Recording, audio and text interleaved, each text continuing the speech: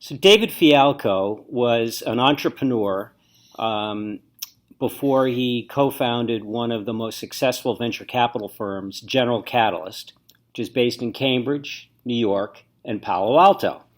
He knows the venture capital from both sides as a somebody operating a company, but also as an investor. So David, thank you for joining us, and looking forward to hearing a little bit about the venture capital process. So what's the best way for an entrepreneur to get the attention of General Catalyst?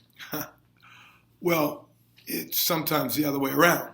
How does General Catalyst get the attention of young entrepreneurs? Here's the venture, the building a company. Founders are very often focused around their product and the team which they're going to help build their company. Financing is often looked at as a little bit like nutrition. It's something people need to sustain them. That's really changed over the last several years. In the 10 years since General Catalyst has been founded, and ironically, as an entrepreneur and founder of a company, Joel and I started 3 companies before we did General Catalyst. None of them had venture funding.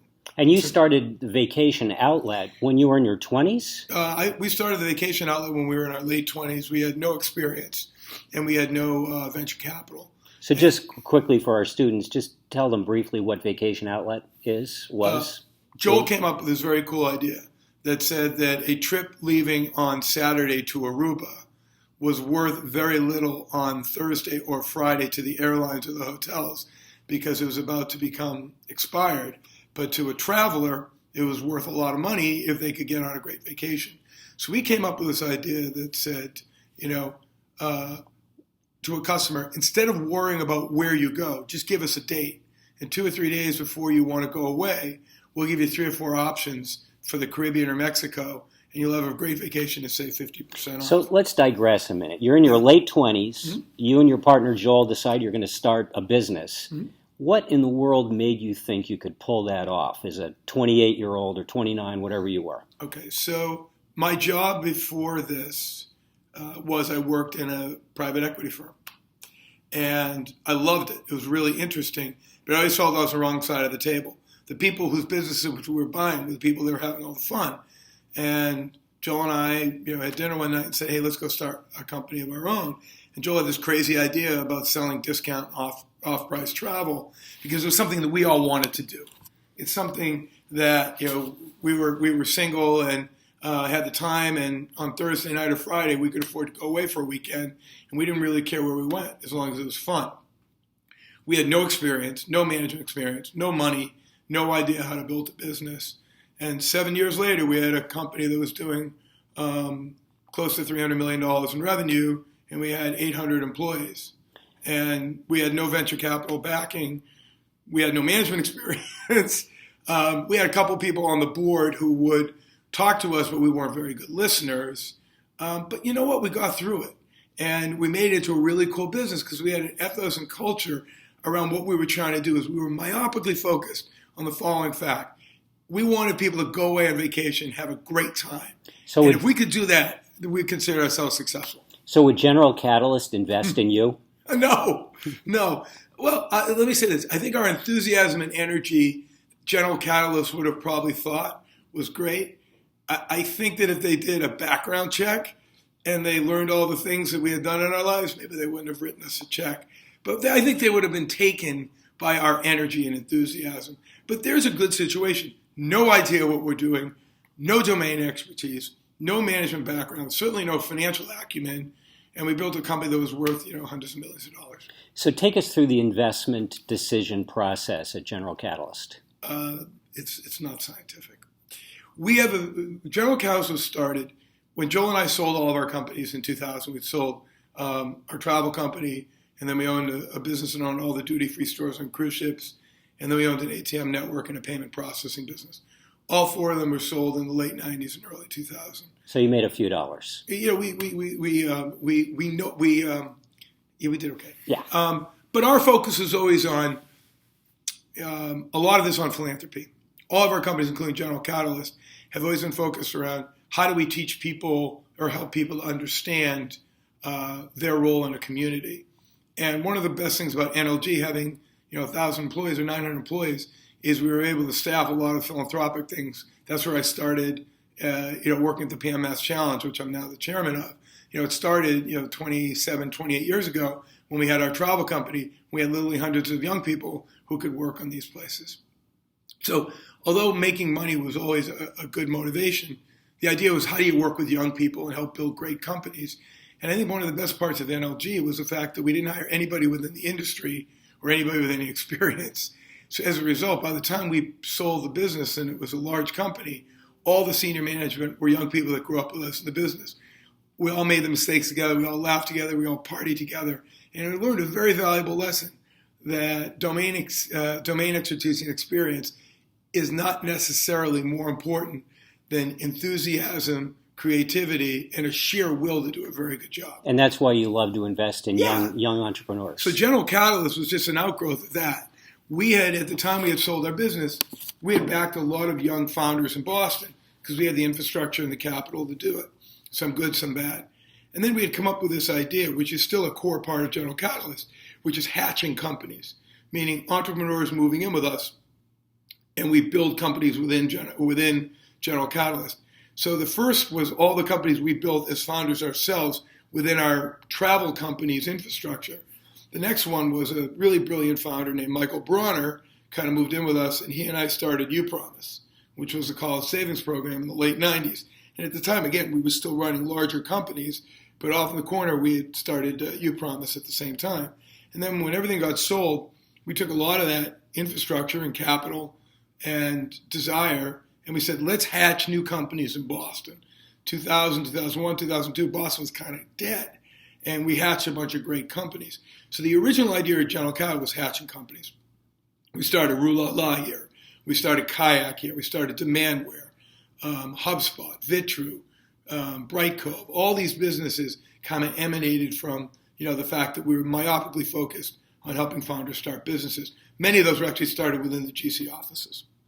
So let's go back. Still the best thing we do. And so the process here is hatching. So it's not as though you're looking at business plans. You're talking to entrepreneurs who come in with ideas, or you come up with the ideas. Explain the process. So we have four pieces of our business that help hatch things, that help build businesses. One is at any given time, both here in New York, we're in Boston today, so in Boston, New York, or Palo Alto, the partners are working with founders within our office space to hatch companies. And that's been really successful. 2 summers ago, we hatched Kensho here, which is a financial services company, which is great.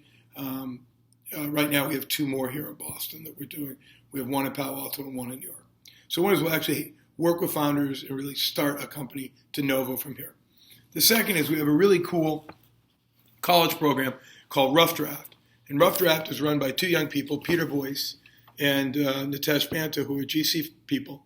And we've built a board that consists of students from Harvard, MIT, Babson, Bentley, BU, BC, Northeastern. So we're going to have to expand that to UMass Amherst. We'd love to. That's great. We can do it today.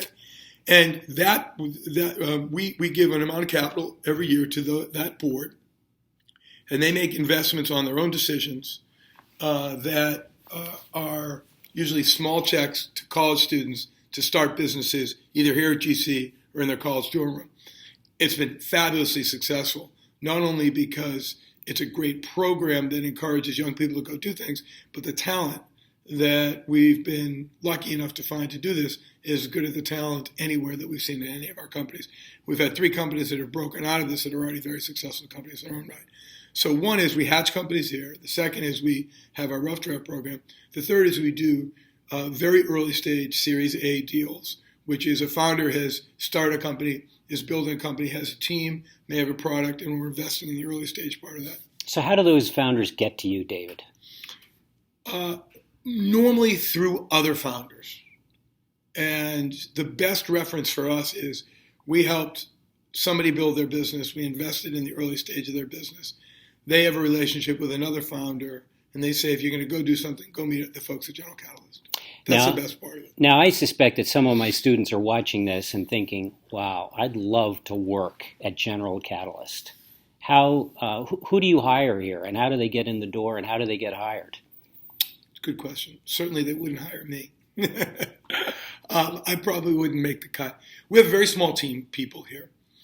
Our teams are predominantly made up of, well, like say here in Boston, we have 9 investment people. All of them with very strong technical backgrounds usually. Most of them have worked in startups or in early stage companies because the skill sets that they need are not just identifying what are good ideas and good entrepreneurs and founders, but also the work with those founders to help them build their businesses. So we don't hire a lot of kids right out of college. Instead, what we suggest to young people is they go work in a company for a couple of years at a minimum. And although I think venture capital is a very interesting career and a very interesting job, and certainly it's unbelievably fun to be able to spend your time with young people who are building businesses, the best people in our business we found are people with some experience in working on a product within a company. So, last question. Let's stick on the theme of career advice. Yeah. So we've got a bunch of very smart students who have worked hard and but will soon be going out looking for jobs.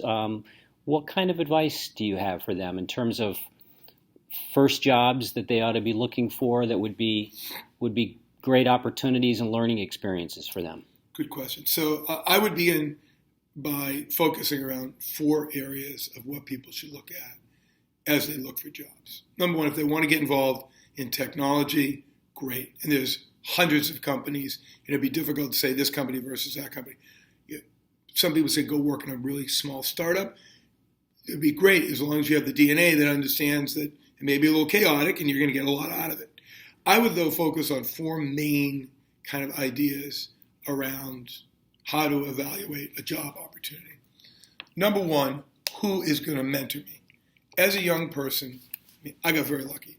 And this is why I care so much about mentoring. I went to work for a guy, Tom Lee, who was a bio guy, not necessarily a business I would have expected to find myself in, but through serendipity, I started out being the guy's driver. I would pick him up in the morning in Lincoln, Mass, where he lived.